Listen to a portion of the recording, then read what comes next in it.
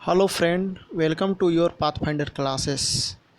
आज हम लूसेंट का समान विज्ञान का पहला टॉपिक है। भौतिक विज्ञान का हम लोग ऑब्जेक्टिव लेकर आए हैं, जिसमें से टोटल 284 क्वेश्चन हैं, जिसमें से हम लोग 3 पार्ट में 100 गो क्वेश्चन का बनाएंगे। आज का पहला पार्ट है जिसमें 100 क्वेश्चन रहेगा और उसका पहला सवाल है,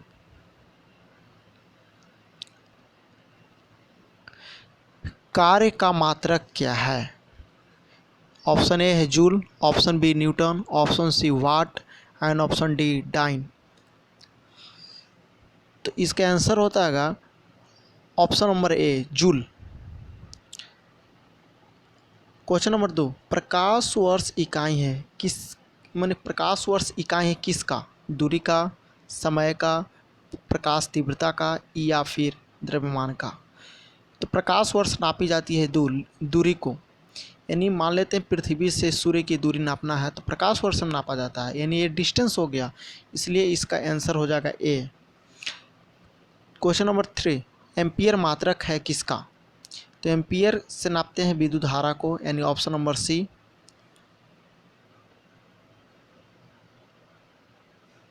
इसका आंसर हो जाएगा ऑप्शन ए, इसका ऑप्शन ए, इसका ऑप्शन सी। नेक्स्ट क्वेश्चन है 4,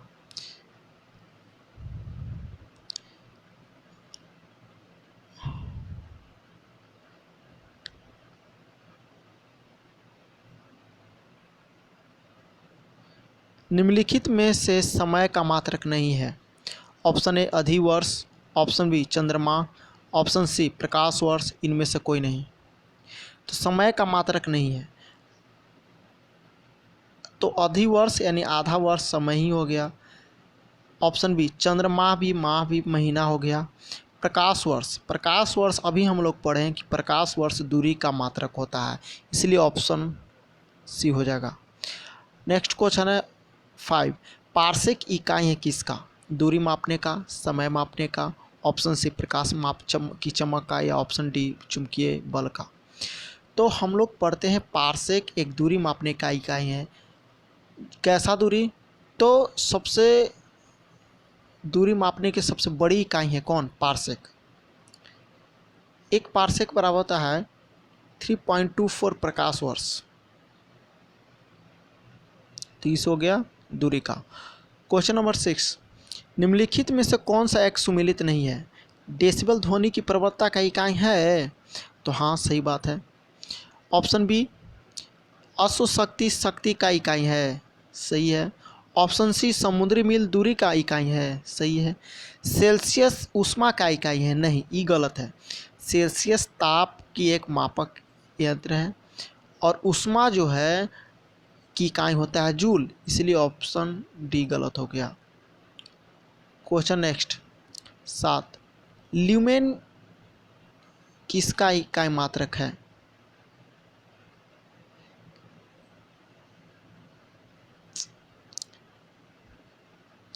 तो ल्यूमेन किसका मात्रक है, ज्योति तीव्रता का है जी। ऑप्शन बी ज्योति फ्लक्स का है, ऑप्शन सी ए और बी दोनों का है या इनमें से कोई नहीं है। तो ज्योति फ्लक्स का होता है ल्यूमेन, ऑप्शन बी। उसी पर ऑप्शन ए है ज्योति तीव्रता, ज्योति तीव्रता का होता है मात्रक कैंडेला। क्वेश्चन नंबर 8, पास्कल किसका इकाई है। तो पास्कल हम प्रेशर को मापते हैं। पास्कल में आर्द्रता का इकाई क्या हो गया, हाइग्रोमीटर हो गया, ऑप्शन ए। वर्षा की क्या होता है, रेन गेज होता है। तापमान का अभी पढ़े हम लोग, क्या होता है तापमान का, तो सेल्सियस होता है। नेक्स्ट 9, कैंडेला किसका मात्रक है, अभी पढ़े ज्योति तीव्रता का कैंडेला हो गया। क्वेश्चन नंबर 10,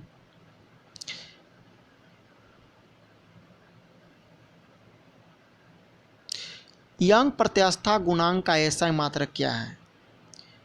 पहला ऑप्शन है dyne per second, option B Newton per meter, option C Newton per meter square, option D meter square per second. तो यंग प्रत्यास्था गुणांक का एसआई मात्रक है। पहले होता क्या है, एसआई मात्रक कैसे निकालेंगे? तो देखिए, यंग प्रत्यास्था का होता है फॉर्मूला प्रतिबल बटे विकृति। क्या होता है? प्रतिबल बटे विकृति। प्रतिबल यानी बल आ गया ना जी, तो बल का होता है न्यूटन। अब विकृति मीन तो होता है लेंथ, तो उसका किस में नापते हैं? एरिया होता है ना, तो मीटर स्क्वायर। तो न्यूटन पर मीटर स्क्वायर, तो ऑप्शन नंबर कौन हो जाएगा? ऑप्शन सी हो जाएगा। नेक्स्ट, निम्नलिखित युग्मों में से किन भौतिक राशियों के समान बीमीय सूत्र नहीं है? 11 नंबर क्वेश्चन बोल रहा है ना, ये कौन सा इसमें जो ऑप्शन है किसका बीमी एंड डायमेंशन एक नहीं है? बल और दाब का एक होता है? नहीं। कैसे?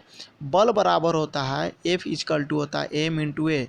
एम का हो गया मास m, और मीटर हो गया L, और T हो गया -2। ये हो गया हमारा बल का। एम एल टी -2 होता है। उसी प्रकार प्रेशर का अगर देखेंगे तो प्रेशर बराबर क्या होता है? प्रेशर बराबर होता है फोर्स बटा एरिया। क्या होता है? एम ए बटा ए स्क्वायर। तो एम हो गया कि क्या हो गया? मास हो गया ना जी, तो मास का होता है एम।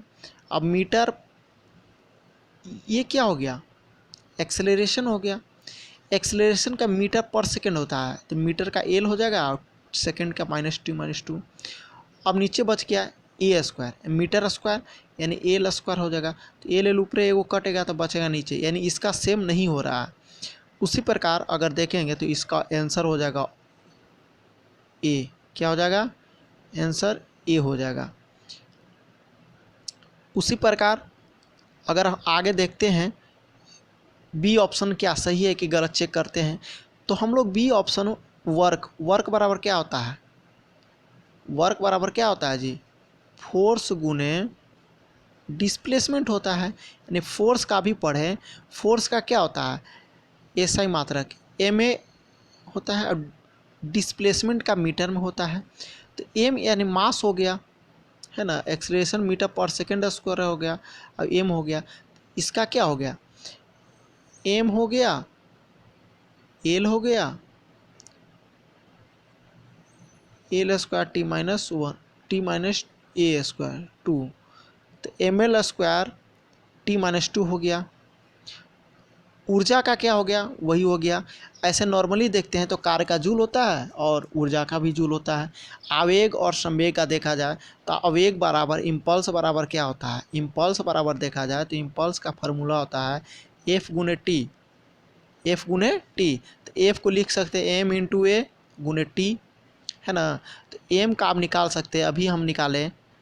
M किस में नापते हैं जी? एम में डायमेंशन में एम का क्या होता है सिंबल? तो एम होता है, ए का हो गया मीटर पर सेकेंड स्क्वायर, है ना। अगर मीटर पर सेकेंड को अगर देख लिया जाए तो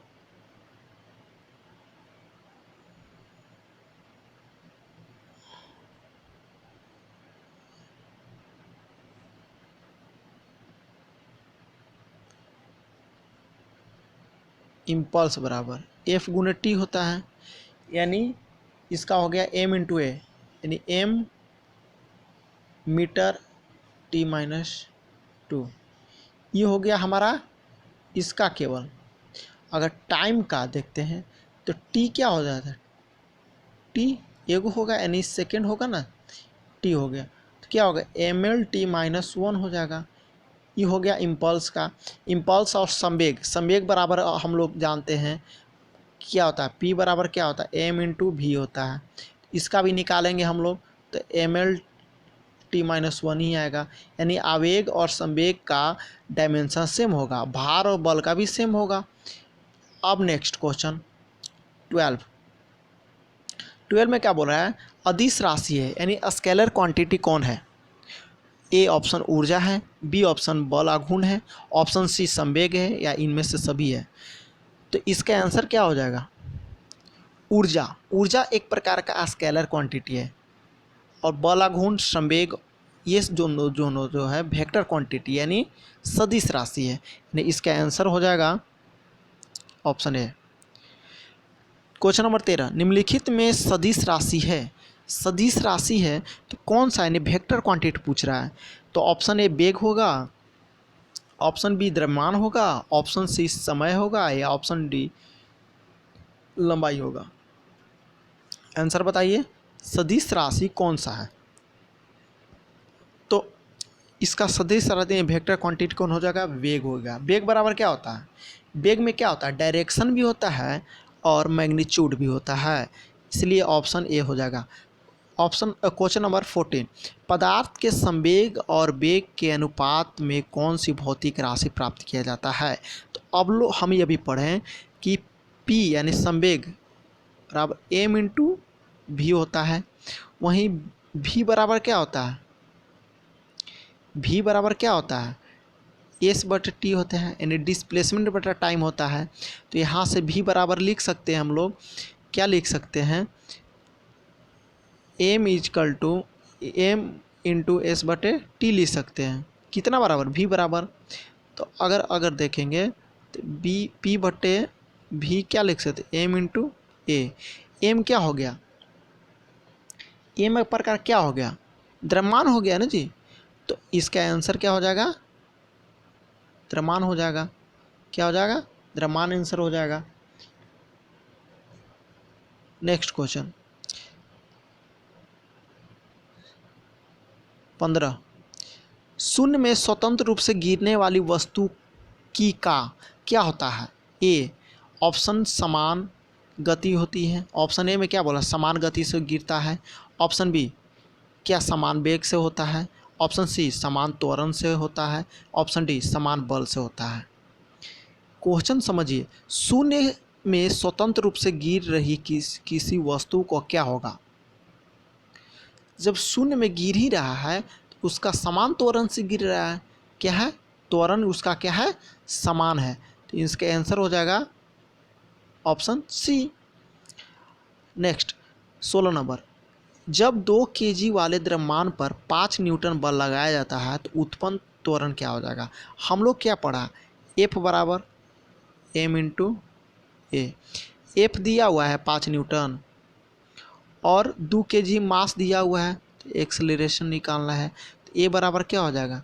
5/2 हो जाएगा, यानी 2.5 मीटर पर सेकेंड स्क्वायर हो जाएगा। तो आंसर कौन हो जाएगा जी? तो ऑप्शन ए हो जाएगा। क्या हो जाएगा? ऑप्शन ए हो जाएगा। नेक्स्ट 17 नंबर,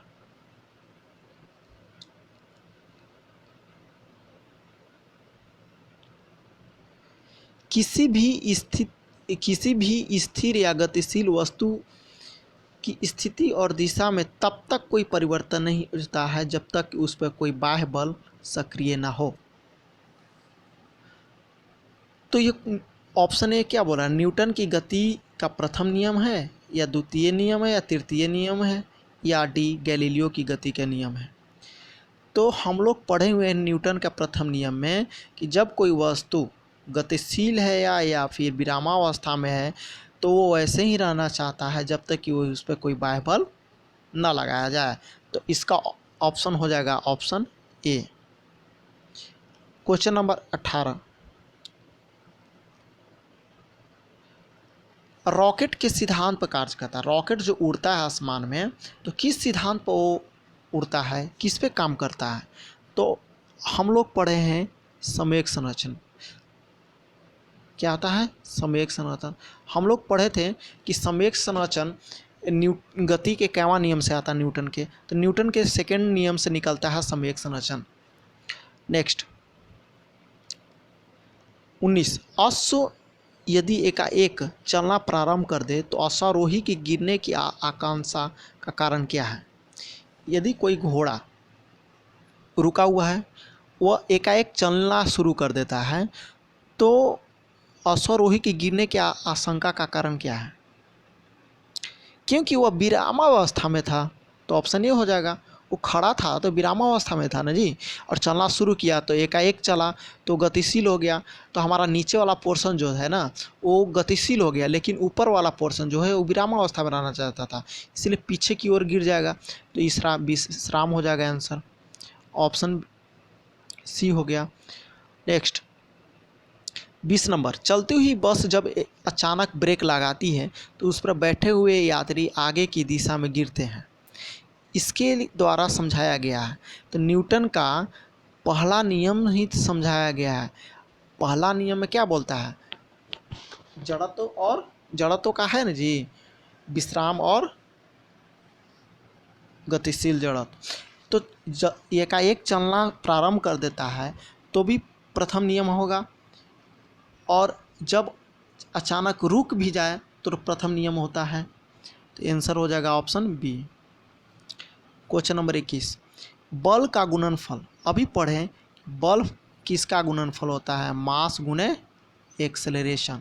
तो मास गुणे एक्सेलरेशन कौन सा ऑप्शन में है जी? तो ऑप्शन बी, द्रव्यमान गुणे त्वरण है ना, ऑप्शन बी हो जाएगा। नेक्स्ट क्वेश्चन 22, शरीर का वजन बताइए। तो ऑप्शन ए, पृथ्वी की सतह पर सभी जगह एक समान होगी। शरीर का वजन कैसे कैसे चेंज होगा? ऑप्शन में करता है कि पृथ्वी की सतह पर सभी जगह एक समान होती है वजन। ऑप्शन बी, ध्रुवों पर अधिकतम होगा। ऑप्शन सी, विषुवत रेखा पर अधिकतम होगा। कि ऑप्शन डी कहता है कि मैदानों की तुलना में पहाड़ी पर अधिक होगा। तो हम लोग पढ़े हैं कि शरीर का वजन सबसे ज़्यादा कहाँ होता है? तो ध्रुव पर होता है। कहाँ होता है? ध्रुव पर। Option number B. 23 नंबर, किसी मनुष्य का भार पृथ्वी पर यदि 600 न्यूटन है तो चंद्रमा पर क्या हो जाएगा? हम जानते हैं कि पृथ्वी पर किसी वस्तु का भार 100 न्यूटन है तो चंद्रमा पर क्या हो जाएगा? तो 1/6 हो जाता है। चंद्रमा पर क्या होता है? 1/6। तो 600 का 6 से भाग देंगे तो कितना आ जाएगा? 100 न्यूटन बल हो जाएगा। तो 100 न्यूटन हो जाएगा इसका आंसर, ऑप्शन डी हो जाएगा। क्वेश्चन 24, पृथ्वी की सतह पर किसी भार 29.4 न्यूटन है तो द्रव्यमान क्या होगा? यदि किसी सतह पर भार 29.4 न्यूटन है तो द्रव्यमान क्या होगा? द्रव्यमान कितना होगा? लगभग 3 kg का होगा। 25, एक अंतरिक्ष यात्री पृथ्वी के तल की तुलना में चंद्र तल पर अधिक ऊंचाई छलांग लगा सकता है, क्यों? पृथ्वी पर अगर वो छलांग मारेगा तो कम डिस्टेंस कवर करेगा, वही चंद्रमा पर जाएगा तो छलांग का डिस्टेंस ज़्यादा हो जाएगा। क्यों? क्योंकि ऑप्शन ए, वह चंद्रमा पर भारहीन होता है। ऑप्शन बी, चंद्रमा पर कोई वातावरण नहीं है। ऑप्शन सी, चंद्र तल पर गुरुत्वाकर्षण बल पृथ्वी की तुलना में अल्प है। ऑप्शन डी, चंद्रमा पृथ्वी से छोटा है। क्यों? क्यों अधिक छलांग मारेगा? क्योंकि ऑप्शन सी में है कि चंद्र तल पर गुरुत्वाकर्षण बल पृथ्वी की तुलना में क्या है? कम है, इसीलिए गुरुत्वाकर्षण कम रहेगा तो आदमी ज़्यादा उड़ेगा, छलांग ज़्यादा मारेगा, है ना। तो ऑप्शन सी हो जाएगा। 26, 1 kg राशि का वजन कितना होता है?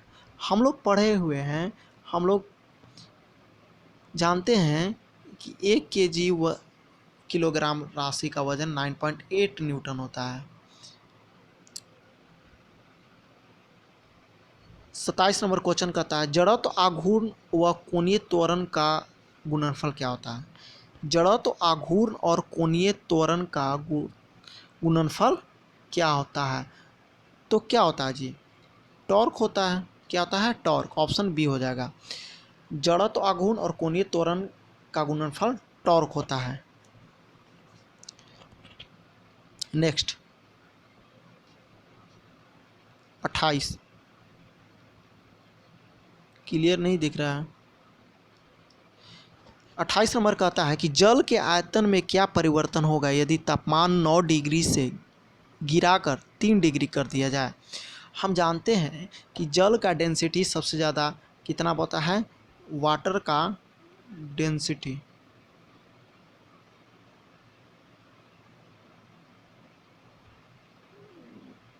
वाटर का डेंसिटी सबसे ज़्यादा कितना होता है, 4 डिग्री सेल्सियस पर होता है।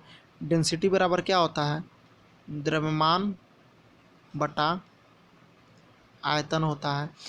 आयतन बढ़ेगा तो डेंसिटी क्या होगा, कम होगा।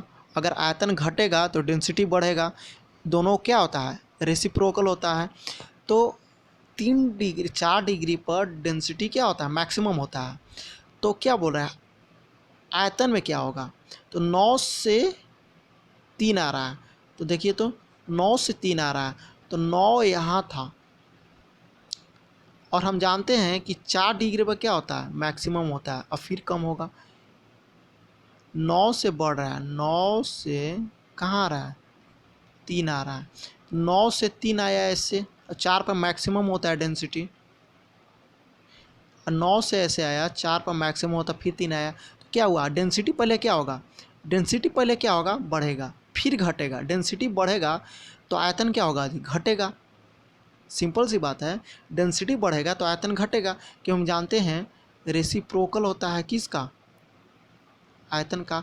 आयतन बढ़ेगा तो डेंसिटी घटेगा, डेंसिटी बढ़ेगा तो आयतन घटेगा। तो क्या बोल रहा है जी, आयतन में क्या परिवर्तन होगा, तो पहले क्या होगा, आयतन पहले घटेगा फिर डेंसिटी, सॉरी, पहले आयतन घटेगा फिर बढ़ेगा। तो ऑप्शन सी हो जाएगा आंसर। नेक्स्ट 29, एक बीकर में पानी बर्फ से तैर रही है। जब बर्फ पूर्णतः पिघल जाएगी तो बीकर में पानी का तल क्या होगा। देखिए, एक बर्फ है, मान ले बीकर में या कोई भी प्लेट या कोई भी बर्तन में है, वो बर्फ़ अगर पिघल जाता है तो उतना ही रह जाता है जितना कि पानी का तल है। तो ऑप्शन क्या सा हो जाएगा, ऑप्शन सी हो जाएगा। नेक्स्ट 30 नंबर क्वेश्चन कहता है, जब किसी बोतल में पानी भरा जाता है और उसे जमने दिया जाता है तो बोतल टूट जाता है, क्यों। हम जानते हैं कि पानी का आयतन जो है बर्फ़ का आयतन से कम होता है, यानी बर्फ़ का आयतन पानी के आयतन से क्या होता है, ज़्यादा होता है। यानी बर्फ़ का आयतन जो है, बर्फ़ का वॉल्यूम जो है वाटर से क्या है, ज़्यादा है। पानी से क्या है, ज़्यादा है। पानी का कम है आयतन। इसीलिए जब पानी था तो उसका आयतन कम था तो नहीं फट रहा था बोतल, वही जम गया। तो बर्फ़ का हम जानते हैं कि आयतन क्या हो जाता है, पानी से ज़्यादा हो जाता है, इसीलिए पानी का बोतल टूट जाता है। तो हम लिखेंगे क्या, ऑप्शन कौन सा हो जाएगा, तो ऑप्शन ए हो जाएगा। पानी जमने पर क्या होता है, फैल जाएगा। क्या हो जाएगा, पानी जमने पर फैल जाएगा, option A. Next 31 number question कहता है, सड़क पर चलने की अपेक्षा बर्फ़ पर चलना कठिन होता है, क्यों। जब सड़क पर चलने की अपेक्षा बर्फ़ पर चलना क्यों कठिन होता है, क्योंकि बर्फ़ का घर्षण हमारे पैर से क्या हो जाएगा, कम होगा। अब अगर यही हम रोड पर चलेंगे या जितना खुरदरा पदार्थ पर रोड पर रास्ता पर चलेंगे तो उससे घर्षण मेरा ज़्यादा बनेगा, लेकिन चिकना पर क्या हो जाएगा, घर्षण कम बनेगा, है ना। तो इसका ऑप्शन क्या होगा, ऑप्शन ए, बर्फ़ सड़क से सख्त होती है, ऑप्शन बी, सड़क बर्फ़ से सख्त होती है, ऑप्शन सी, जब हम अपने पैर से धक्का देते हैं तो बर्फ़ में कोई प्रतिक्रिया व्यक्त नहीं करती है, ऑप्शन डी, बर्फ़ में सड़क की अपेक्षा घर्षण कम होती है। तो क्या हो जाएगा जी, ऑप्शन डी हो जाएगा। अभी पढ़े हम लोग, क्या हो जाएगा, बर्फ़ में सड़क की अपेक्षा घर्षण कम हो जाती है। नेक्स्ट क्वेश्चन नंबर 32, एक नदी में चलता हुआ जहाज समुद्र में आता है तब जहाज क्या होता है, ऑप्शन ए, जहाज का स्तर पहले जितना रहेगा, ऑप्शन बी, थोड़ा सा ऊपर आएगा, ऑप्शन सी, थोड़ा सा नीचे जाएगा, ऑप्शन डी, ऊपर या नीचे होगा, जो उसमें पड़े हुए भार पर निर्भर करता है।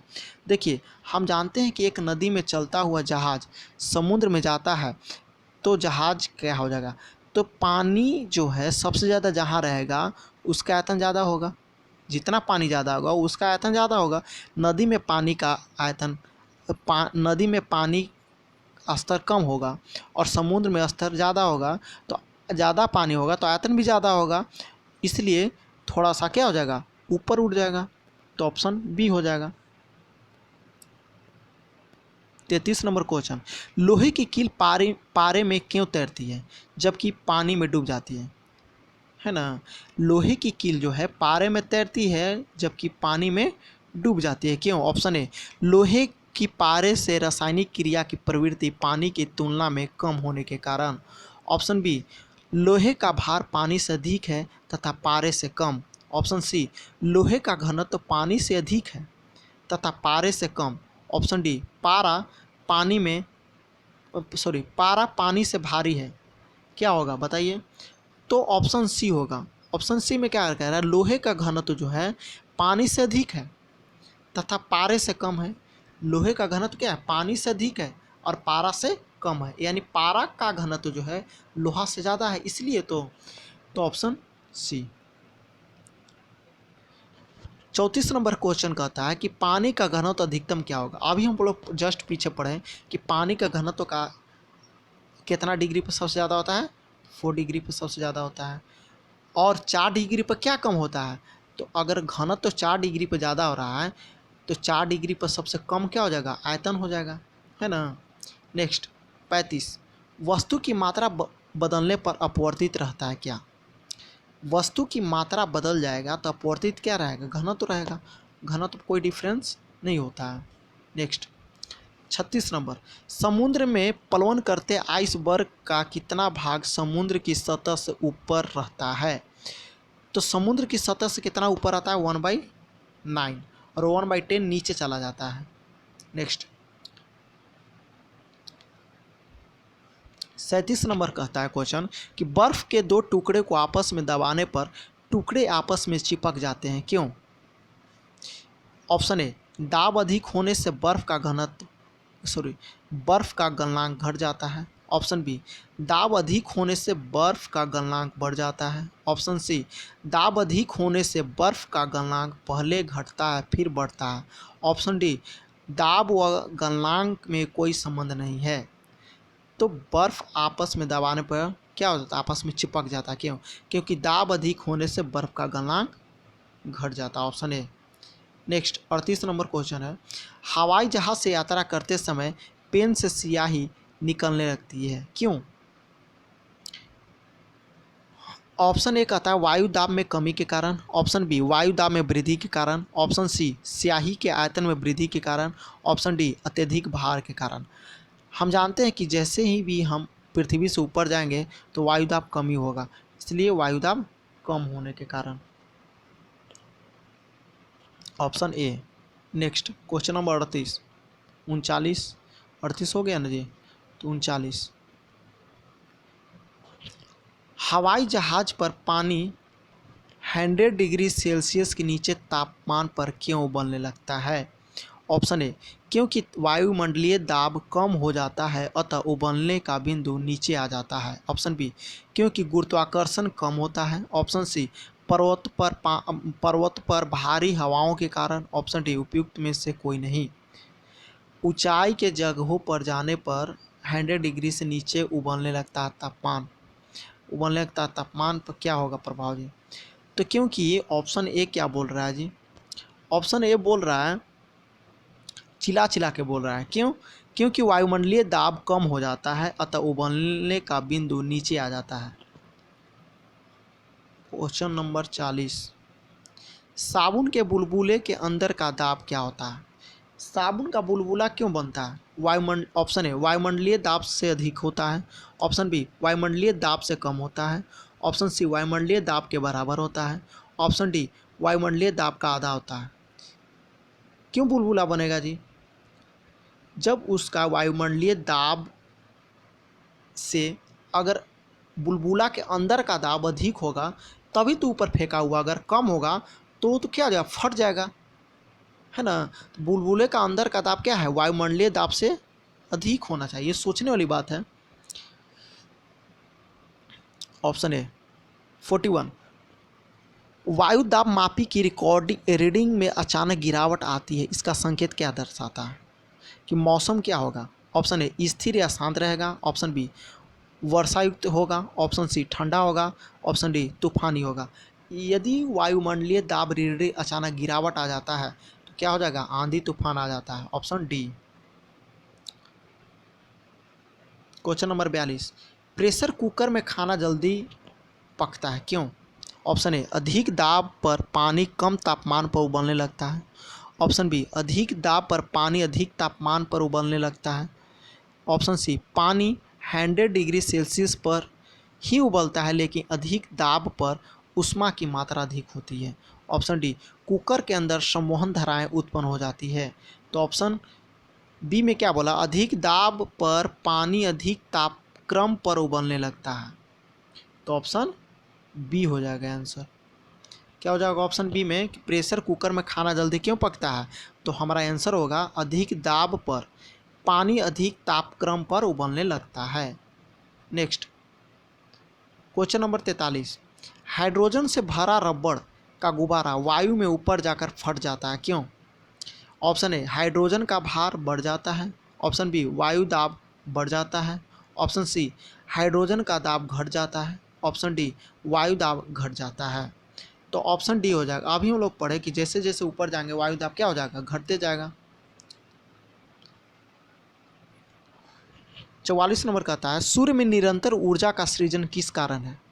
तो सूर्य में ऊर्जा का निरंतर सृजन है ऑप्शन ए, नाभिकीय संलयन के द्वारा। ऑप्शन बी, नाभिकीय विखंडन के द्वारा। ऑप्शन सी, रेडियो सक्रियता कारण।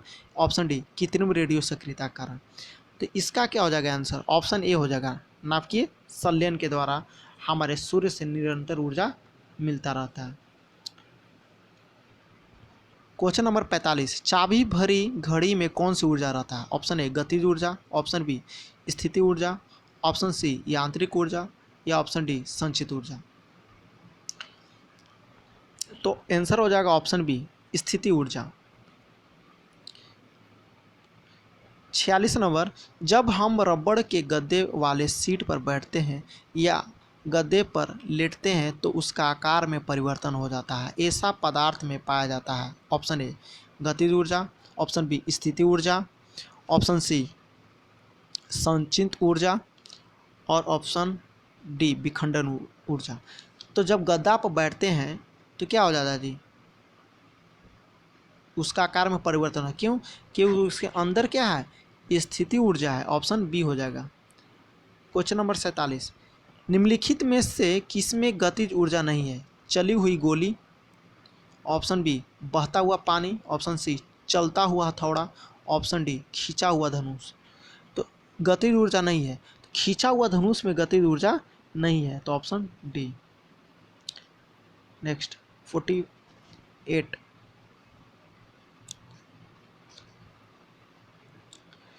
जब एक वस्तु की गति दुगनी हो जाती है तो गतिज ऊर्जा में क्या परिवर्तन होता है?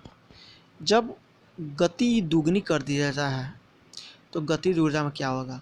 हम जानते हैं गतिज ऊर्जा काइनेटिक एनर्जी बराबर क्या होता है, हाफ mv²। जब गति दुगना किया जाता है तो दो का स्क्वायर क्या हो जाएगा, 4। तो आंसर हो जाएगा 4 गुनी हो जाएगा। क्या हो जाएगा? Option B. क्वेश्चन नंबर 49, निम्नलिखित में से कौन सा नियम इस कथन का वैध ठहराता है कि द्रव्य का न तो सृजन किया जाता है और न ही विनाश? ऑप्शन ए, ऊर्जा का संरक्षण का नियम। ऑप्शन बी, ले साल्टलिए का नियम। ऑप्शन सी, द्रव्यमान संरक्षण का नियम। ऑप्शन डी, प्रासरण का नियम। तो इसका ऑप्शन ए हो जाएगा, ऊर्जा संरक्षण का नियम दर्शाता है कि ऊर्जा न तो सृजन किया जाता है और न ही विनाश किया जाता है। क्वेश्चन नंबर 50,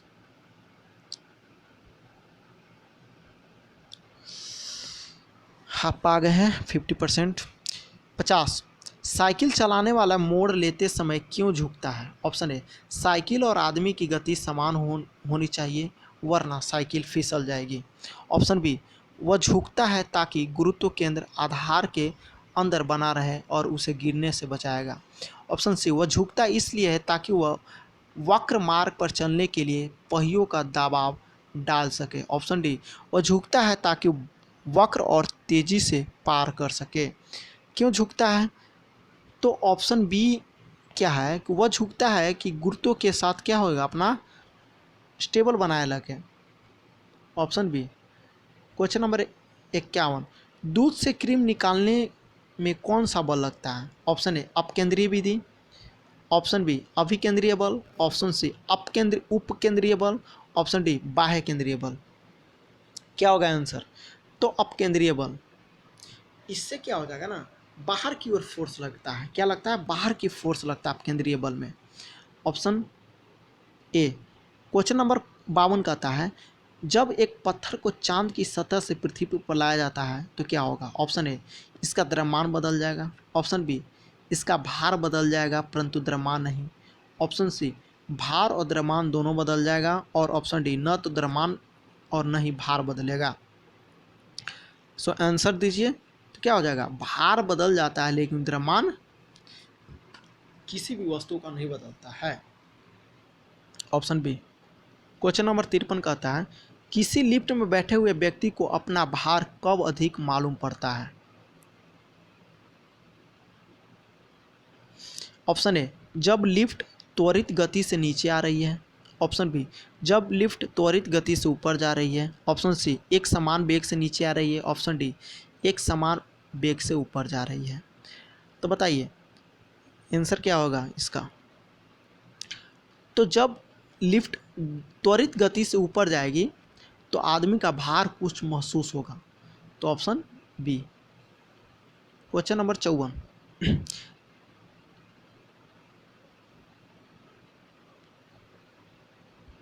एक लिफ्ट में किसी व्यक्ति का प्रत्यक्ष भार वास्तविक भार से कम होता है जब लिफ्ट कहाँ जा रही हो? ए, त्वरण के साथ ऊपर। बी, त्वरण के साथ नीचे। सी, एक समान गति से ऊपर एक समान गति से नीचे। बताइए। ऊपर जा रहा था तो भार महसूस हो रहा था, अब भार में कमी आ रहा था, क्या हो जाएगा? त्वरण से नीचे आएगा। Option B. Question number 55। पृथ्वी के गुरुत्वाकर्षण का कितना भाग चंद्रमा के गुरुत्वाकर्षण के सबसे नज़दीक है? Option A 1/5। Option B 1/4। Option C 1/6। Option D 1/8। तो ऑप्शन सी हो जाएगा 1/6। Question number 56। लोलक की कालावधि टाइम पीरियड। ऑप्शन ए द्रव्यमान के ऊपर निर्भर करता है। ऑप्शन बी लंबाई के ऊपर निर्भर करता है। ऑप्शन सी समय के ऊपर निर्भर करता है।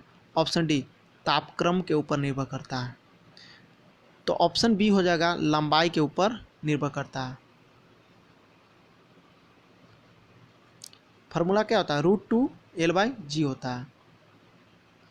तो L/G यानी L पर डिपेंड करता है, लंबाई पर।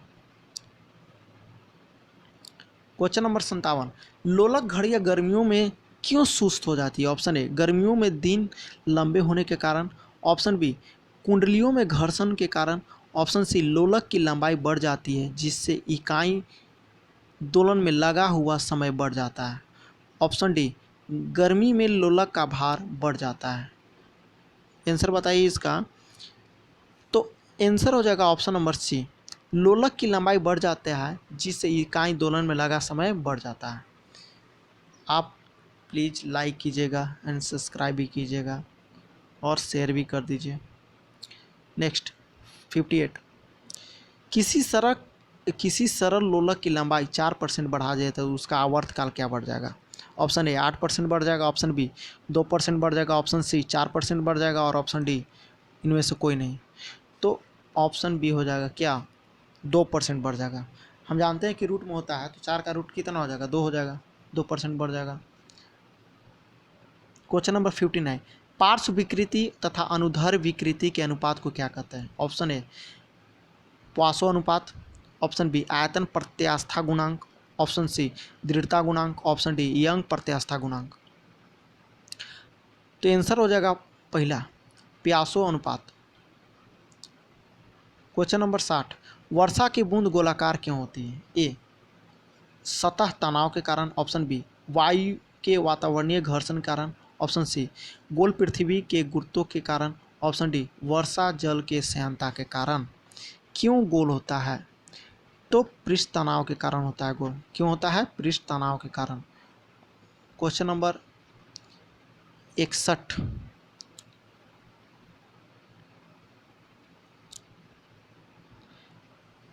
तेल दीप की बत्ती में कैसे ऊपर जाता है? ऑप्शन ए दाब अंतर के कारण। ऑप्शन बी केशिकीय क्रिया के द्वारा। ऑप्शन सी तेल के निम्न श्यानता कारण। ऑप्शन डी गुरुत्व बल कारण। तेल की दीप बत्ती कैसे ऊपर जाता है? तो किसी दिक्कतों के कारण। Option number A B. Option question 62, श्यानता की इकाई क्या है? Option A poise, option B pascal, option C poiseuille, option D इनमें से कोई नहीं। तो इसका आंसर हो जाएगा ऑप्शन नंबर ए पॉइज, श्यानता का। क्वेश्चन नंबर 63, उत्प्लावन से संबंधित वैज्ञानिक? Option A Archimedes, option B Newton, option C Louis Pasteur, इनमें से कोई नहीं। तो आंसर हो जाएगा ऑप्शन ए आर्किमिडीज। 64 नंबर है, महान वैज्ञानिक आर्किमिडीज संबंधित थे तो किस देश से थे?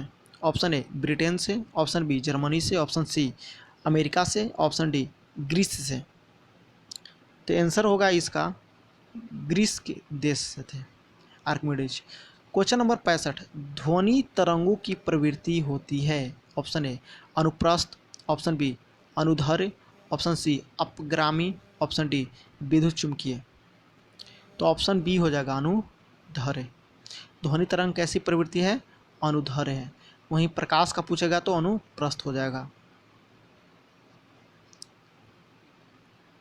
क्वेश्चन नंबर 66, अपने उड़ान पथ से अवरोधक को पहचानने के लिए चमगादड़ निम्नलिखित में से कौन सी एक तरंग का उपयोग करता है?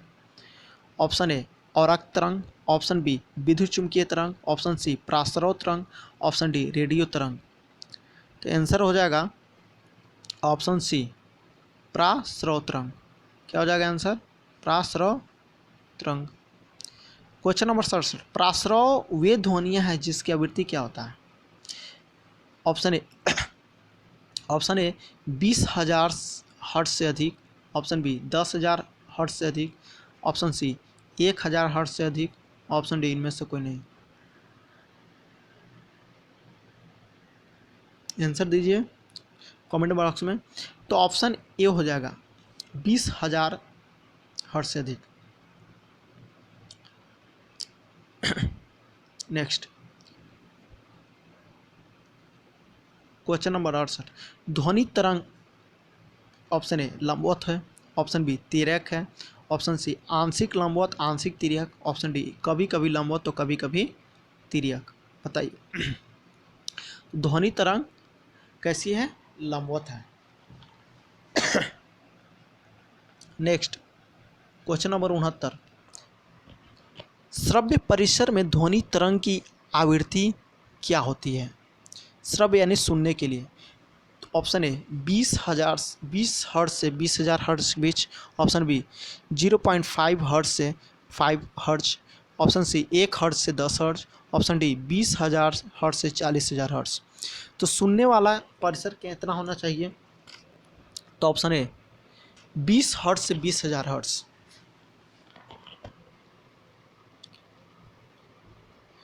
सत्तर नंबर क्वेश्चन है कि वायु में ध्वनि की चाल 332 मीटर प्रति सेकंड होती है, यदि दाब बढ़ाकर दुगना कर दिया जाए तो ध्वनि की चाल क्या हो जाएगा? ऑप्शन ए 664 मीटर पर सेकंड, ऑप्शन बी 332 मीटर पर सेकंड, ऑप्शन सी 166 मीटर पर सेकंड, ऑप्शन डी 100 मीटर पर सेकंड। देखिए क्वेश्चन में क्या बोला है, ध्वनि की गति वायु में ध्वनि की चाल 332 मीटर पर सेकंड है, यदि वायु दाब बढ़ाकर दुगना कर दिया जाता है ध्वनि में क्या प्रभाव? तो हम जानते हैं कि ध्वनि में कोई प्रभाव नहीं पड़ेगा, 332 मीटर ही रहेगा, 332 मीटर पर second. Question number 71 question number 71, ध्वनि की चाल अधिकतम होती है कहाँ? ऑप्शन ए वायु में, ऑप्शन बी निर्वात में, ऑप्शन सी जल में, या ऑप्शन डी इस्पात में। तो ध्वनि की गति सबसे ज़्यादा कहाँ होगा? तो जितना ठोस रहेगा उतना ही अधिक गति से करेगा, तो इस्पात हो जाएगा आंसर। क्वेश्चन नंबर 72, वायु में ध्वनि का वेग क्या होगा? ऑप्शन ए 330 मीटर पर सेकंड, ऑप्शन बी 220 मीटर पर सेकंड, ऑप्शन सी 110 मीटर पर सेकंड, ऑप्शन डी 232 मीटर पर सेकंड। तो आंसर हो जाएगा 332 होता है, लगभग 330 दिया हुआ, 330 मीटर पर सेकंड। 73, 100 डेसिबल की शोर स्तर निम्न में से किसके संगत होता है? ऑप्शन ए ठीक सुनी जा सकने वाली ध्वनि, ऑप्शन बी साधारण वार्तालाप, ऑप्शन सी गली के शोर गुल की आवाज़, ऑप्शन डी किसी मशीन के दुकान से आगे आने वाला शोरगुल। आईएएस 2000 में पूछा हुआ क्वेश्चन है। तो 100 डेसिबल से शोर वाला क्या हो जाएगा, किसी मशीन की दुकान से आने वाली शोरगुल हो जाएगा answer, option number D. Question 74, यदि सितार और बांसुरी पर एक ही स्वर बजाया जाए तो उनमें से उत्पन्न ध्वनि का भेद निम्नलिखित में अंतर के कारण किया जा सकता है। तो अंतर कैसे किया जा सकता है, ऑप्शन ए तारत्व प्रबलता गुणता कारण, ऑप्शन बी केवल तारत्व और प्रबलता कारण, ऑप्शन सी केवल ध्वनि प्रबलता कारण, ऑप्शन डी केवल ध्वनि गुणता कारण। तो सितार और बांसुरी का स्वर की आवाज़ कैसे पता चला, गुण के आधार पर, ध्वनि की गुणता आंसर हो जाएगा, है ना, option number D. Next please like कीजिए। 75 एक जेट वायुयान 2 मैक्स के वेग से हवा में उड़ रहा है। जब ध्वनि का वेग 332 मीटर पर सेकंड है तो वायु की चाल क्या हो जाएगा, ऑप्शन ए 166 मीटर पर सेकंड, ऑप्शन बी 66.4 किलोमीटर पर सेकंड, ऑप्शन सी 3332 मीटर पर सेकंड, ऑप्शन डी 664 मीटर पर सेकंड। तो आंसर क्या हो जाएगा जी, 664 मीटर पर सेकंड आंसर हो जाएगा। क्या हो जाएगा, 664 मीटर पर सेकंड आंसर हो जाएगा।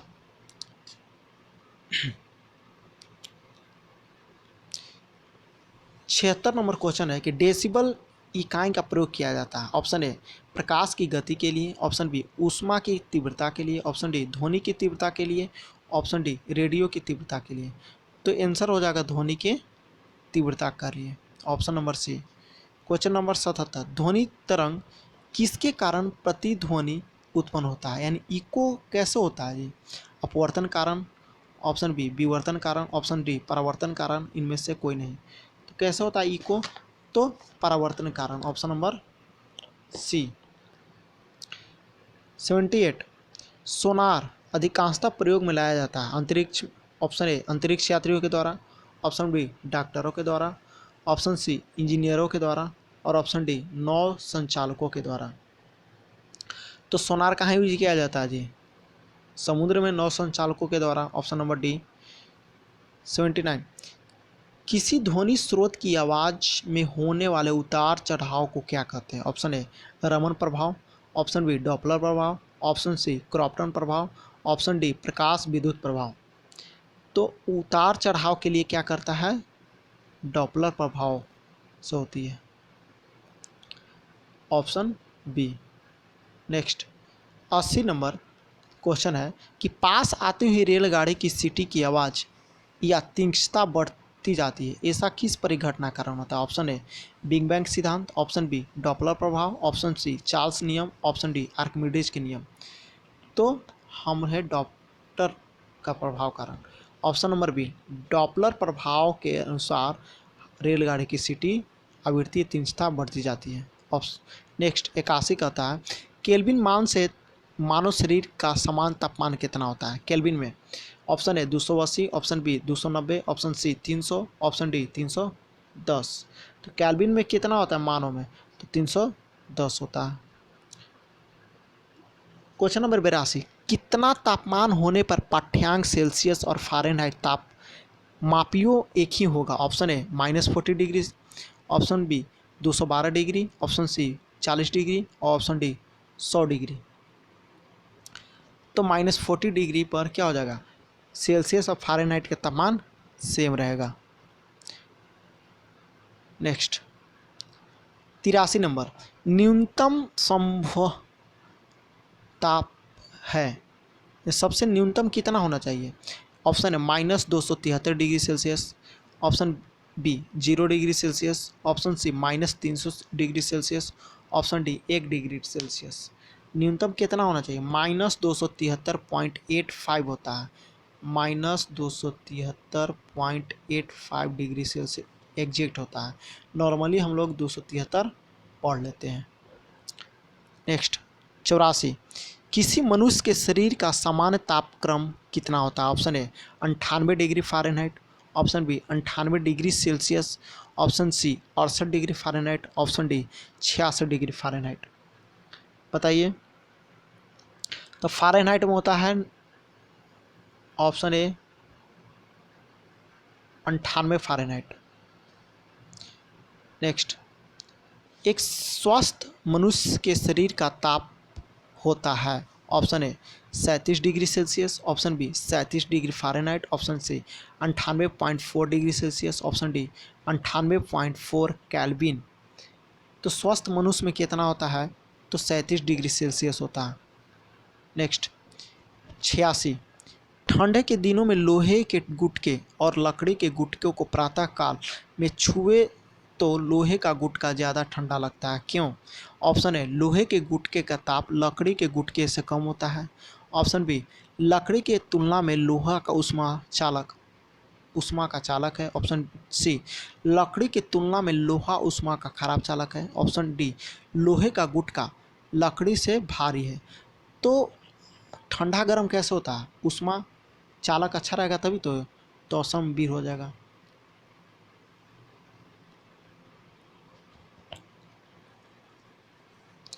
नेक्स्ट 87 नंबर का आता है क्वेश्चन कि आणविक संचलन के द्वारा ऊष्मा का संचरण क्या कहलाता है? ऑप्शन ए चालक, ऑप्शन बी संवहन, ऑप्शन सी विकिरण, ऑप्शन डी प्रकीर्णन। तो इसका आंसर हो जाएगा ऑप्शन नंबर बी संवहन।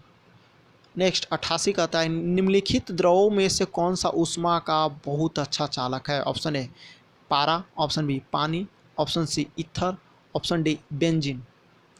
तो ऊष्मा का सबसे अच्छा चालक तो ऑप्शन ए पारा।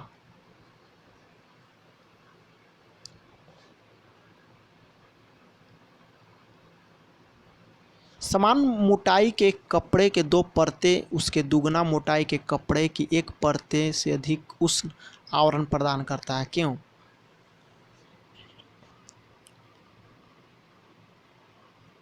इसका ऑप्शन है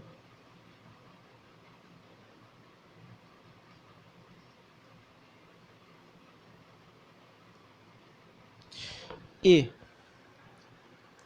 दोनों परतों के बीच संपुटियां वायु के कारण, ऑप्शन बी क्योंकि दो परतों की प्रभावी मोटाई अधिक होती है, ऑप्शन सी कपड़े की संविन्यास की भूमिका निभाता है, ऑप्शन डी कपड़े की बुनाई या भूमिका निभाती है। आंसर क्या होगा जी? तो ऑप्शन ए हो जाएगा दोनों की परतें के बीच संपुटी वायु के कारण। नेक्स्ट 90 नंबर ग्रीष्म काल में हमें सफ़ेद वस्त्र धारण करने की सलाह दी जाती है क्योंकि ए वे भद्र दिखते हैं, ऑप्शन बी उन्हें दूर से भी देखा जा सकता है, ऑप्शन सी सफ़ेद वस्त्र ताप को कम अवशोषण करता है, और ऑप्शन डी एक परंपरा है। नहीं, ग्रीष्म काल में सफ़ेद वस्त्र इसलिए पहनना चाहिए क्योंकि ताप को कम अवशोषण करता है, ऑप्शन नंबर सी।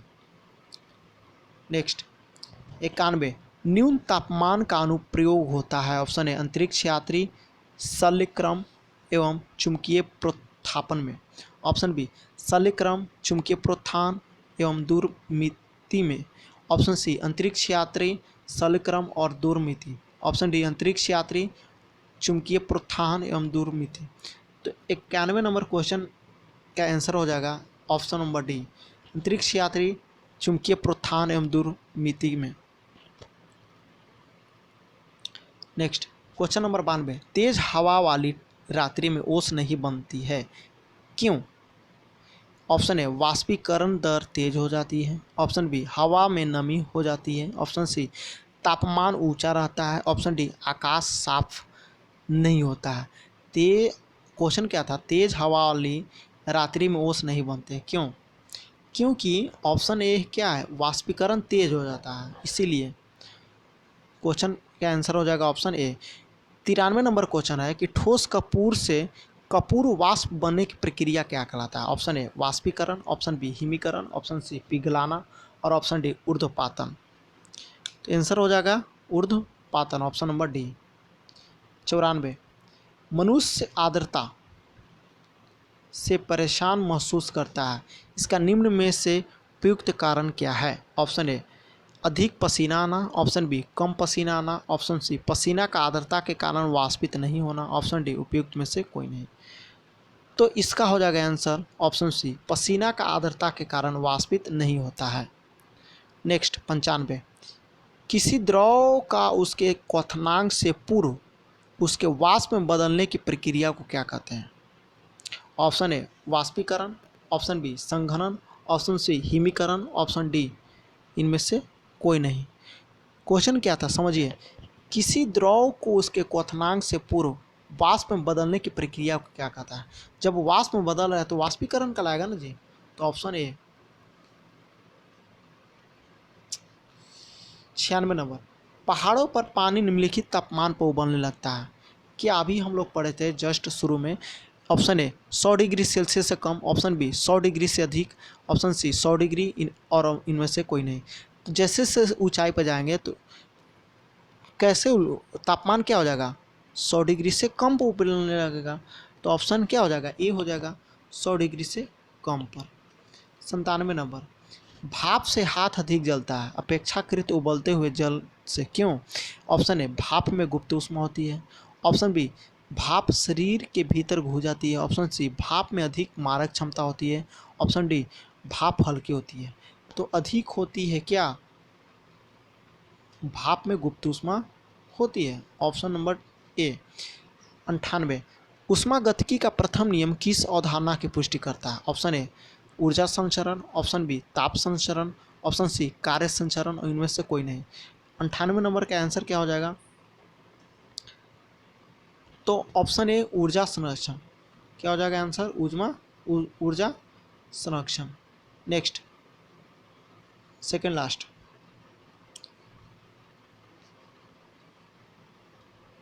वीडियो अच्छा लगेगा तो लाइक कीजिए, सब्सक्राइब कीजिए एंड शेयर कीजिए।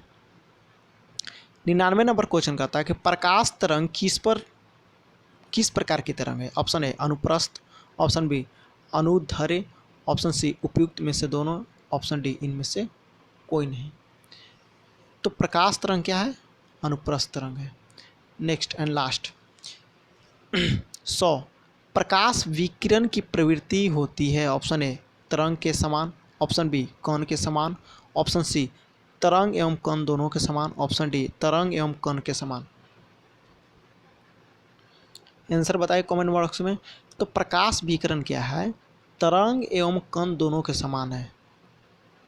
आज का लास्ट क्वेश्चन था। इसी प्रकार हम लोग 3 वीडियो में पूरा फिजिक्स का ऑब्जेक्टिव कवर कर लेंगे। Thanks for watching. Thank you.